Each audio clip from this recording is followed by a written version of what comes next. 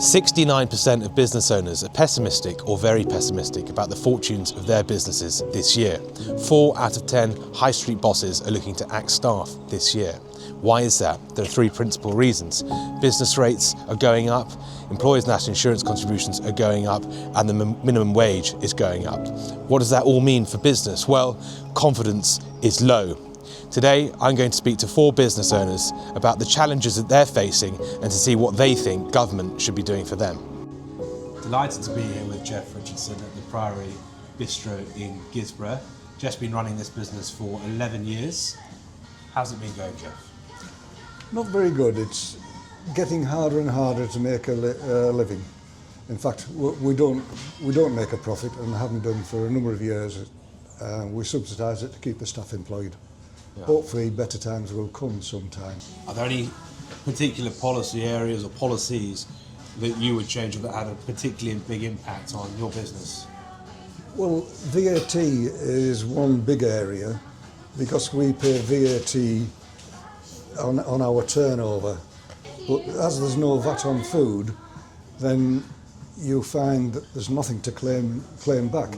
But we have to be competitive with the small shop down the road that doesn't pay VAT because they don't turn over enough. On the subject of employment, how many people do you employ now and how's that changed over the years? By the way, just to add, Jeff's open 7 days a week and you've got to come in and try the Sunday lunch. That's something special. We have reduced from what we used to have. Yeah. We would employ more and it's only because of all the costs. You've got to try and make savings wherever you can. And we're down to penny pinching now. So what was your reaction when you heard about the latest national insurance increases? What, another one? The rule of business is that it should be a third wage, a third profit and a third to pay for your goods. Yeah. And the other 10% is the luxury things that you need for refurbishment and things. We can't do that. Wages are higher than a third. We can't put the prices up because we've got competition. It was such a shame to hear about the way Jeff was struggling. His case is a clear example of red tape and tax getting in the way of a flourishing business. We then visited Danby Threads, a growing local business going from strength to strength, but even so, noticing the pinch from government. What are the challenges you're seeing at the moment, Derek? How's business going? There are lots of things in the way of business is developing currently, for all sorts of reasons, which I can go into in detail. But we're very fortunate. I've always run a cash positive business and I actually feel for those companies, small businesses, small family businesses who live from month to month and can ill afford nasty shocks with things going up like national insurance, business rates, new workers' rights, and I'm all for people having security in their jobs, but I don't think what we've done is the right way to go about it. We're a prime example of that in that we have a small dedicated team, seamstresses, and it's vital that everybody in the company, everybody gets on and gels. Taking somebody on a 6-monthly basis, they could quite easily be nice and good at the jobs until you go through that 6-month basis. Exactly. And then the reality steps in. And I've always been a strong advocate of employing and training young people and bringing them on through the business, from people on internships in the fashion industry or to just part-time workers who want to develop skills. Given that now the financial commitment's gone up substantially, why would I want to employ somebody of a younger age when I can take somebody in that is experienced? I don't have to spend time or money training them, whereas in the past I would have done. No longer. So what would your message be to the government? What policies would you like to see introduced? What changes would you like to make? Where'd you start? I mean, yeah, exactly. That could be quite an extensive list. Certainly more help and support needs to be given to the retail. It being given in a small way to public houses, but that's only a short-term fix. That's going to go back to what the original was. Pubs are closing down. Hospitality is getting no help. Retail's getting no help. I'm getting my retail small business relief taken away. I'm looking at, I think, something like doubling my rates payment. Any comments on that? It's horrendous. It's going to affect whether I actually do manage to take on other people. Yeah. But that then stifles your ability to employ and expand the way we would want to. Yeah, absolutely right. And I think that would apply to most businesses.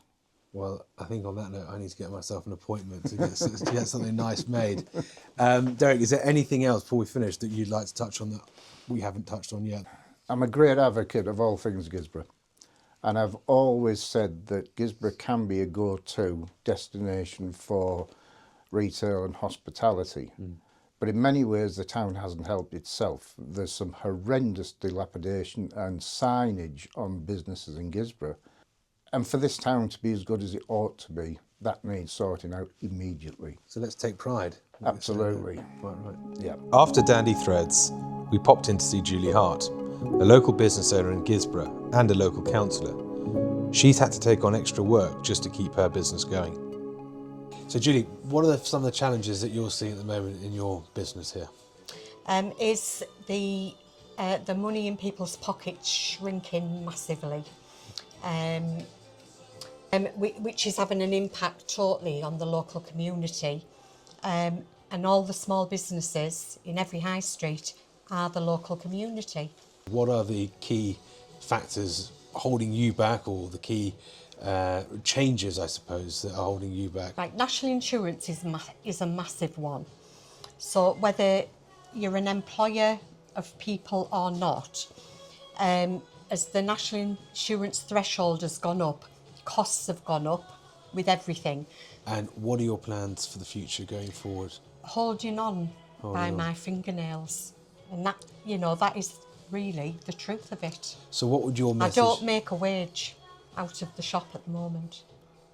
What would your message be to the government? What would you Please say? support growth, because we all benefit, and when people have money to spend in their pockets, they're happier, Absolutely. and investing into your local economy, that money will circulate locally and we will all benefit from that. Well said, Julie. After seeing Julie Hart, we went to Stonehouse Bakery in East Cleveland to see young entrepreneur Harvey Clackerty. Like Danby Threads, the business doing well and growing, but still feeling restrained by the tax burden and central government. And interestingly, in an economy where we have rising unemployment, a business actually struggling to find the right people to work there.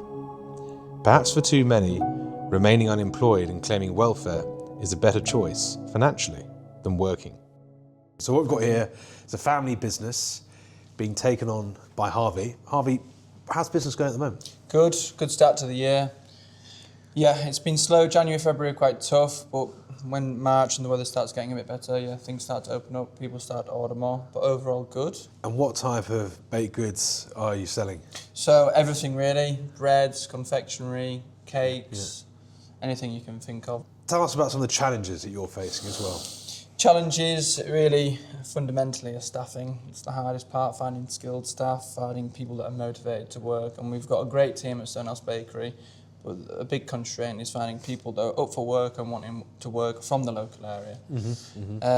Minimum wage has been ridiculously tough. The rising of goods, labour, all these different things, specifically minimum wage, the result of that is that we just haven't employed as much. A lot of the capital has been spent on the rise of minimum wage. See, there we go, another example of a counterproductive policy and counterproductive legislation, thinking that they're helping people by raising minimum wage thresholds, are actually the government's constraining employers from employing more people and growing businesses. And of course we can see the negative consequences of such misguided policy. Just a word, you mentioned earlier business rates. Yeah. We're going to have a word about business rates and also any thoughts you might have on the employers' national insurance as well. I suppose they're linked to the minimum wage in terms of constraining your margin. We're in your line of work, I assume the margins are already quite compressed. Exactly. And we're pressing them even further. But tell me a little bit about business rates. Business rates, we have 3 retail sites and they all have business rates. I don't feel the current government is particularly making it easy for us, and I think a lot of people would agree with that. Like you said, margins are tight, and national insurance as well as businesses, as well as minimum wage, all intertwined with each other, all seem to be pushed, and there's only so much you can, push margins, and yeah. It's knackering. If you could say anything you want to the government, what would your message be? What would you say to the government? I would say create policy that is pro-business, pro-small business. It is the absolute backbone, and this is where it all starts. Places like this. Harvey, thank you very much. That was brilliant. All the best. Thanks. Cheers, Kieran. Thank you. I'm going to grab one of these on my way out. So, what have we learned today? Well, running a business at the moment is really tough. Whether you're doing well and making a profit, or like Jeff at the Priory Cafe, staying open just to keep your employees employed, there are real-life consequences from government decisions that we've seen in the recent past. Employers' national insurance being raised and minimum wage being raised above inflation have real consequences, and we've seen that on our journey around Guisborough today. Fortunately, the solution is pretty straightforward. The government simply has to take its foot off the throats of small business owners so that they can get back to what they do best, and that's employing people, being at the heart of our communities and serving their customers up and down the country.